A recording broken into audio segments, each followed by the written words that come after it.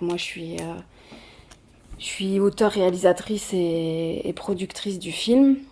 Je suis féministe, anti-impérialiste, et cette question queer me concerne également. Et en fait, si tu veux, pourquoi j'ai décidé d'interviewer, donc elle s'appelle Hadir El Shafi, c'est la co-directrice de Aswat. Peut-être expliquer ce qui m'a amené à vouloir la rencontrer. Donc le documentaire Derrière les fronts, c'est un film sur la question des conséquences invisibles de l'occupation, les conséquences psychologiques en fait. C'est vraiment cette question du psychologique comme cible du colonialisme. Et il s'agissait pas d'avoir une approche où les Palestiniens sont des victimes, non. Quelles sont les ressources et quelles sont les différentes formes de résistance et résilience psychologique et politique des gens. Donc à partir de leur propre expertise.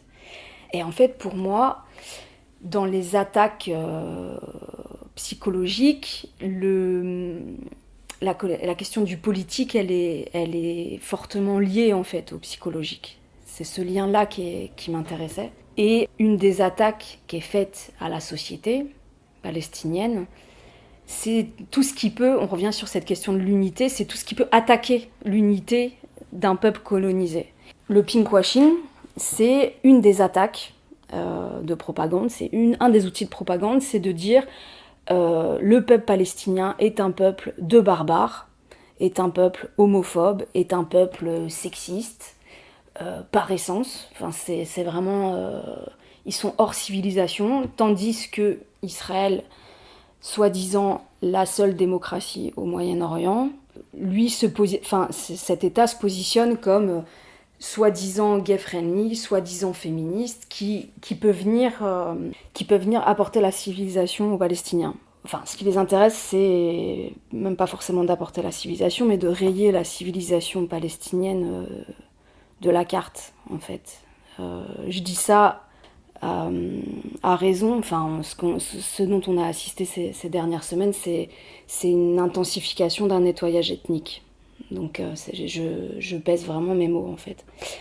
Et du coup, pour revenir sur cette question du pinkwashing, cette question du pinkwashing, c'est un double discours. C'est à la fois de dire que la société palestinienne est par définition homophobe, et l'autre revers de la médaille, c'est de dire que par contre, Israël est un paradis des gays et un paradis d'émancipation des femmes.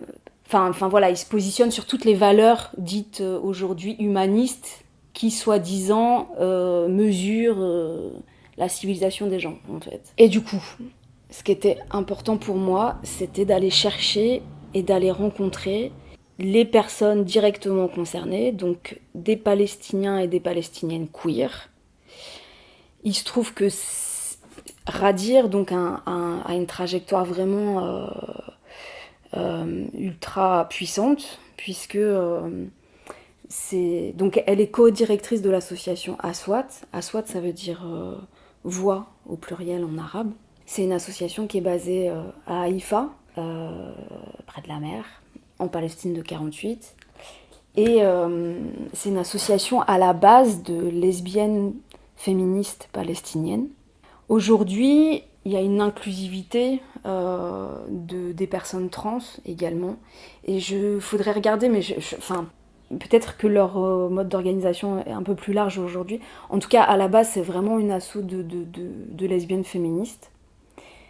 Et Radir, du coup, dans le film, elle explique beaucoup de choses. Je sais pas si je vais raconter toute son interview, tu vois, mais elle raconte comment, quand elle a commencé à se poser des questions sur sa sexualité, à la fois on lui a renvoyé le fait que va à Tel Aviv, mais qu'une fois là-bas, en fait, voilà, elle raconte qu'avec ses amis, les amis israéliens qu'elle s'était faite, assez rapidement, on a questionné son identité et on lui a suggéré de changer de prénom parce que son prénom faisait un peu trop arabe, un peu trop palestinien. Et donc cette machine d'intégration, cette machine d'aliénation, elle a refusé. Ça a été un turning point dans sa vie, quoi. Elle a refusé et elle a bougé de Tel Aviv et c'est là où elle a participé à la fondation de Aswat. Elle parle de intersectionnalité de la lutte femme queer palestinienne. Et c'est vrai que du coup, pour accepter son identité sexuelle, on lui a demandé d'effacer son identité arabe. Mm-hmm. Et moi, je me demandais, est-ce que ça se voit, comment ça s'articule là-bas, du coup, cette intersectionnalité de la lutte femme queer Palestine?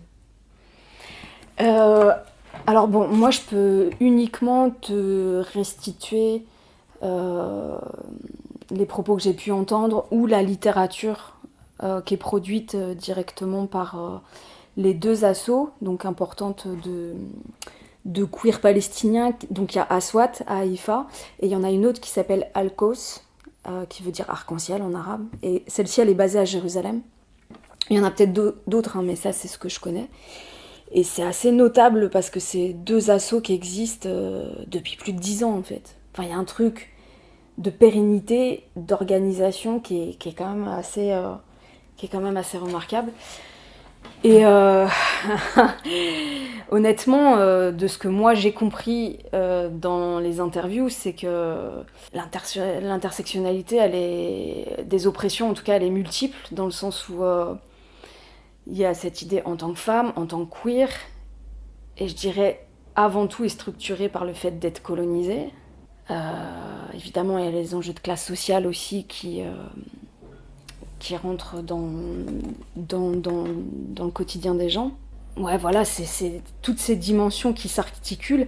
Après, tu vois, que ce soit elle ou d'autres témoignages que j'ai pu lire, y compris récemment sur ce qui a pu se passer, c'est clair que à un checkpoint ou en face d'un soldat, en fait, c'est la même. Que tu sois hétéro ou queer, si t'es palestinien, c'est la même chose, en fait. La répression, elle sera identique. Donc, il n'y a pas les queers palestiniens auraient une exemption, tu vois, seraient exemptés du colonialisme, en fait. Pas du tout. C'est ça qui est assez pervers, c'est qu'à la fois l'État d'Israël essaye d'instrumentaliser le sort des queers en disant ouais, les pauvres, il faut qu'on les accueille. Et en même temps, ils ont le quotidien de n'importe quelle personne sous occupation. Et peut-être pour ajouter une dimension qui est hyper forte et hyper compliquée, dans un article du Guardian, The Guardian, il me semble, récemment, il y a eu enfin, je sais pas, on s'en fout si c'est une interview ou pas, mais en Israël, il existe dans l'armée l'unité 8200. Et ça, c'est une unité spéciale qui a pour mission de surveiller des pieds, d'espionner les Palestiniens et Palestiniennes dans leur vie sexuelle. Donc l'idée, c'est qu'ils obtiennent des preuves quand des personnes sont queer ou ont des relations sexuelles hors mariage ou adultérines dans le cadre de couples hétéros. Et en fait, cette unité, en fabriquant ces preuves-là, en fait, c'est pour faire chanter les Palestiniens et les Palestiniennes et obtenir des informations, en faire des collaborateurs, etc. Donc ça, c'est une arme coloniale, anti-queer, totale, très, très menaçante. Donc c'est l'unité 8200 dans le travail de la psychiatre Sama Jaber, qui est interviewée dans Derrière les fronts. Elle a fait un article où... je pourrais te ressortir le nom de l'article, je sais plus. Mais elle a régulièrement des patients qui témoignent aussi de comment... elle parle d'un homme qui a été... à qui les soldats l'ont menacé de lui faire des hémorroïdes et de le dénoncer à sa famille. en tant qu'homosexuel en fait. C'était un homme qui avait une relation avec un autre homme. Et voilà, ils l'ont menacé de ça. Donc c'est vraiment... en fait, le colonialisme utilise l'homophobie de la société palestinienne, qui, je le rappelle, homophobie qui est présente dans toutes les sociétés, utilise ça et en même temps la renforce, la perpétue, parce que du coup, c'est connu qu'ils essayent d'en faire des collabos, les homos. Du coup, il y a une suspicion aussi de la société palestinienne sur les personnes homosexuelles, genre, est-ce qu'elles seraient pas devenues des collaborateurs? Enfin, c'est des enjeux hyper pervers. Et enfin, si je peux en tout cas terminer là-dessus, moi j'invite les gens à... Sur Insta, il y a des comptes, les deux assos que j'ai cités ont leurs comptes et tout. Et il y a une revue queer arabe qui s'appelle Mikali et qui a produit aussi pas mal de perspectives queer sur libération de la Palestine et libération queer en fait. En quoi c'est indivisible. Les deux vont ensemble en fait. Dans le film, tu montres, au moment de cette interview, tu montres un peu des graffitis, des tags queer. Ouais. Et moi, je me demandais, est-ce que du coup, c'est quelque chose que tu vois dans l'espace public un peu? Et est-ce qu'il y a une contre-culture palestinienne? Et est-ce que du coup, c'est présent? Waouh. Alors tu parles pas que des tags queer quoi en fait, c'est ça? Tu Alors, parles des tags en général ou de la contre... Ouais. Bon, du coup, il y a eu un gros travail de documentation pour le film, tu vois, pour aller chercher les visuels, pour aller chercher... Et moi, j'ai un kiff et déjà, j'ai un kiff des murs, enfin, quand les murs parlent, tu vois, quand les gens s'expriment sur les murs, comme trace, moi, c'est un truc auquel je suis super sensible. Il y a un tag que j'ai utilisé, mais d'une égyptienne, dans le film, où c'est un pochoir où tu devines une silhouette de femme, cheveux au vent, une autre en hijab et une autre en niqab. En fait, elle a mis une phrase en bas, don't label me, ne me mettez pas d'étiquette. Et voilà, et dans cette pluralité de femmes, quoi. Ok, celui-là, il était en Égypte. Mais ouais, il y a un peu de tag queer et il y a beaucoup... il y a beaucoup d'écriture... il y a beaucoup d'écriture et de tags et de graphes palestiniens, bien sûr. Moi, en mode un peu culture hip-hop, mais en même temps, je dis ça, mais peut-être...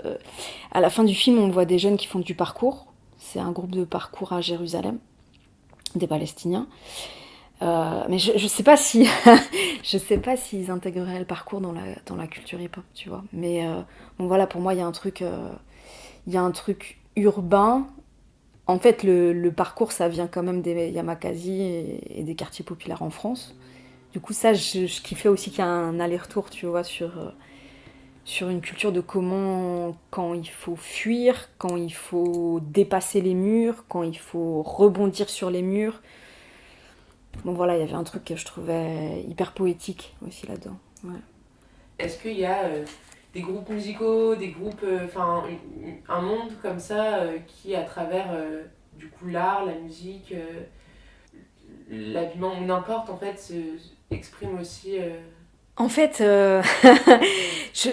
moi j'ai l'impression que toute la culture palestinienne c'est de la contre-culture, tu vois. Puisque c'est une culture que précisément l'occupant veut éradiquer, veut supprimer, tu vois. Que ce soit la langue, le nom des villes, que ce soit la nourriture, que les Israéliens commencent à dire que c'est eux qui ont inventé le houmous. Enfin, donc en fait, toute manifestation, toute culture, elle s'inscrit déjà dans... Elle n'aurait pas dû exister. Tu vois, la persistance de la culture palestinienne, il y a un truc, déjà cette culture ne devrait plus exister selon l'occupant. Donc voilà, après, je pense qu'il y a aussi des Palestiniens aujourd'hui qui disent qu'ils veulent pas forcément faire des choses politiques. Mais en tout cas, il y a depuis le début, j'ai envie de dire depuis le mandat britannique, depuis la colonisation anglaise, avant la création de l'État d'Israël, il y a il y a des formes de résistance. Et c'est vrai que la chanson, bon, moi je suis hyper sensible à la musique et c'est pour ça que dans le film, en fait, c'est un des personnages limite, tu vois, les chansons.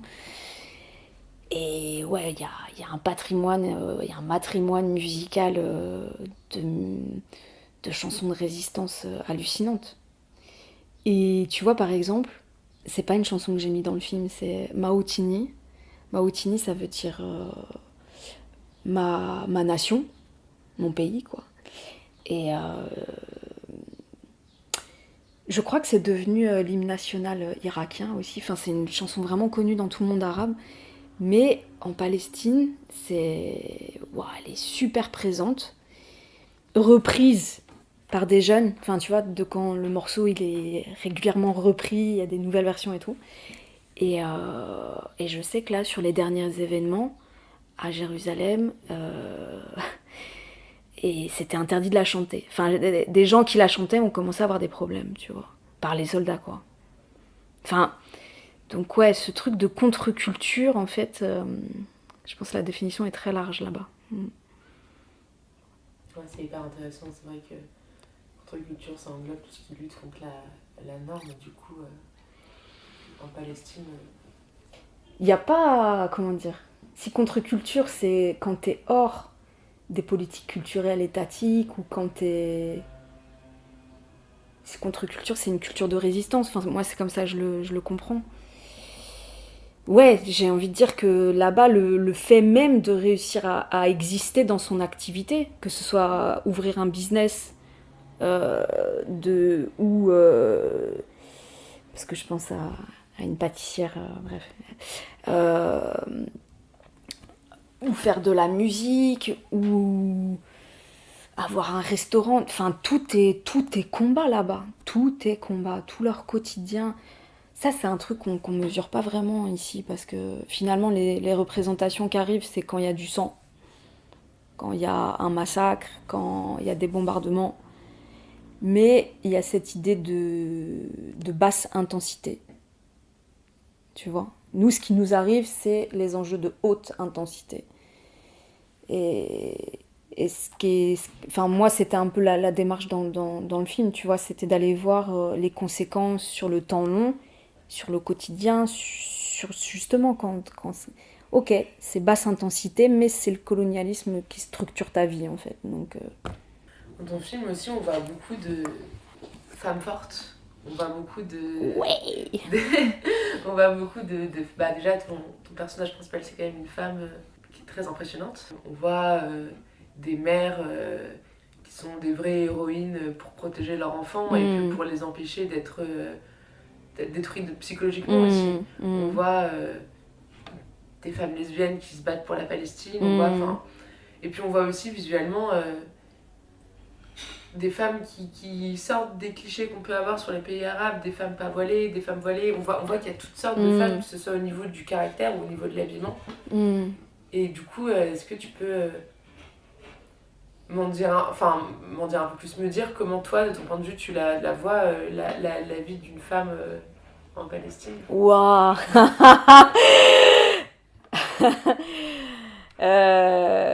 Je pense que c'est impossible comme opération mentale d'imaginer comment, si j'avais été palestinienne, en fait, c'est ça? Ouais, ou comment... en fait, j'ai du mal à formuler ma question. Quelle présence elles ont, tu vois? Elles ont l'air d'être là, elles ont l'air d'être des robes quand même. Elles ont l'air de... C'est une autre forme de féminisme. Elles se battent pas pour... peut-être moins pour faire reconnaître leurs droits, mais elles se battent... Enfin, pour l'égalité comme nous en France. Mais elles ont l'air de se battre, d'être des piliers pour la lutte palestinienne. Ouais, carrément. Alors, déjà, moi, Bon, Radir, c'est un groupe féministe aussi dans lequel elle est. Mais il y a aussi en Palestine une histoire d'un mouvement féministe. Il y a des groupes féministes. Et cette dernière année, il y a eu un mouvement super important pour dénoncer les féminicides dans la société palestinienne, pour dénoncer l'appellation crime d'honneur Et du coup, il y a commencé à avoir des manifs de femmes palestiniennes, et mixtes aussi, avec des hommes, pour dénoncer, tu vois, les violences sexuelles, les violences conjugales et les meurtres de femmes comme ici, quoi. Après, les femmes ont un rôle... Enfin, je veux pas, tu vois, je veux pas dire des grandes phrases banales, mais en fait, et ça je le tiens de Sama quand elle fait des interviews sur les femmes en Palestine, il y a un film il y a un film sur YouTube, une interview que j'ai faite d'elle spécifiquement sur la question des femmes en Palestine. Et ce qu'elle explique, c'est que faut pas oublier que plus de 20% des hommes palestiniens sont emprisonnés ou ont été emprisonnés. Du coup, ça structure la vie familiale, ça structure la société, et il y a plusieurs foyers où c'est les femmes qui se retrouvent à gérer seules la famille, tu vois. Donc déjà, ça a une incidence, enfin, ça fabrique les conditions. Moi, je me souviens, je me suis rendu compte qu'un des premiers clichés qui a été mis à mal quand je suis partie là-bas, par exemple dans le milieu de la psychiatrie, de la santé, parce qu'on a commencé à rencontrer Sama dans un centre médico-psychiatrique. Et en fait, je me suis rendu compte qu'il y avait un taquet de femmes, femmes médecins, femmes avec des responsabilités. Enfin, tu vois, voilà, sur le champ de la santé, il y avait beaucoup de femmes soignantes et pas que des infirmières, quoi. Mais oui, il y a des tonnes de clichés, particulièrement sur la Palestine, dès qu'il y a une société arabo-musulmane, bon voilà, en France, on est quand même... le cerveau est quand même bien abîmé, quoi, là-dessus. Hein. Je me demandais, tout à l'heure on parlait de comment les Israéliens instrumentalisent la question des queers. Est-ce qu'ils font la même chose avec les femmes ou pas? Ouais, tout à fait. Tout à fait, bah... tu vois, par exemple, il y a une grosse production de propagande avec les femmes dans l'armée, les femmes soldates. Enfin, je dis les femmes, elles ont 20 ans, quoi. L'armée est obligatoire pour tout le monde là-bas. Hommes-femmes. Les femmes, c'est 3 ans et les hommes, 5 ans. Peut-être je me trompe, tu vois. Mais voilà, c'est une armée qui a un état, quoi. Enfin, il y a cette idée, tu vois, de formatage militaire et de très jeunes, très tôt.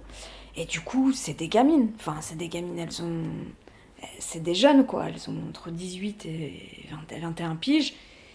Et en fait, il y a beaucoup d'images qui sortent sur les soldates où elles sont hyper maquillées, hyper sexy.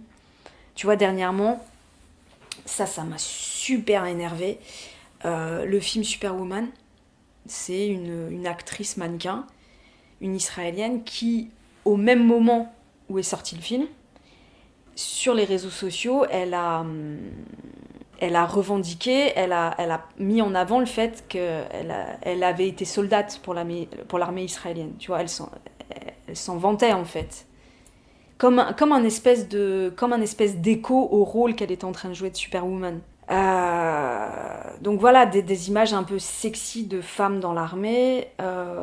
Bon, sinon, c'est toujours cette idée que voilà, Tel Aviv, c'est une bulle dans laquelle les femmes... c'est une bulle de féminisme, d'émancipation. Ouais, il y a cette idée. Alors, ce qui est intéressant, il y a la propagande. Après, dans les faits, dans les faits, je pense que quiconque s'intéresse un peu, creuse un peu sur la société israélienne, se rend compte que comme dans n'importe quelle société, il y a des problèmes de patriarcat et de violence sexuelle, etc. Tu vois, de féminicide. Il y a aussi un mouvement féministe israélien, pas forcément anticolonial, c'est ça le problème, mais bon, voilà. Mais ce qui est intéressant, récemment, je suis tombée sur une vignette où un discours officiel du porte-parole de l'armée israélienne, discours à l'adresse des médias arabes. Donc en arabe.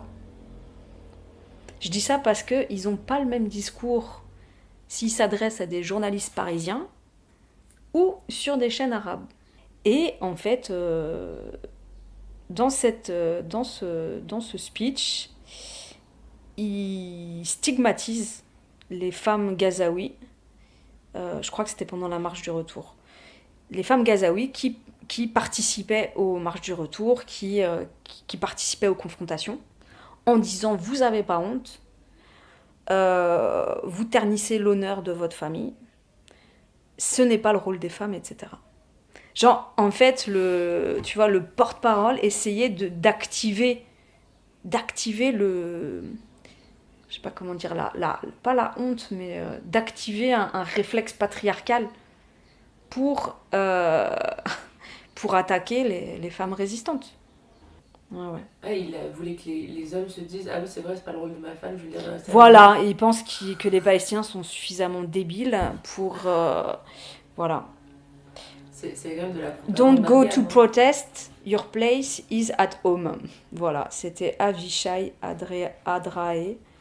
Donc c'est pour ça, en fait, cette question anticoloniale, elle est profondément aussi féministe et aussi une lutte de libération queer, en fait. Toutes ces questions, elles sont liées parce que, en fait, tu vois, comme dit Sama, c'est pas une lutte pour récupérer uniquement une terre. C'est une lutte pour libérer l'esprit du colonialisme et c'est une lutte contre l'oppression en général. En tout cas, c'est ce que portent de plus en plus de Palestiniens et de Palestiniennes. Je ne dis pas que ce que je dis là, tout le monde le dit en Palestine, mais en tout cas, il y a de plus en plus de gens qui font des ponts entre les combats.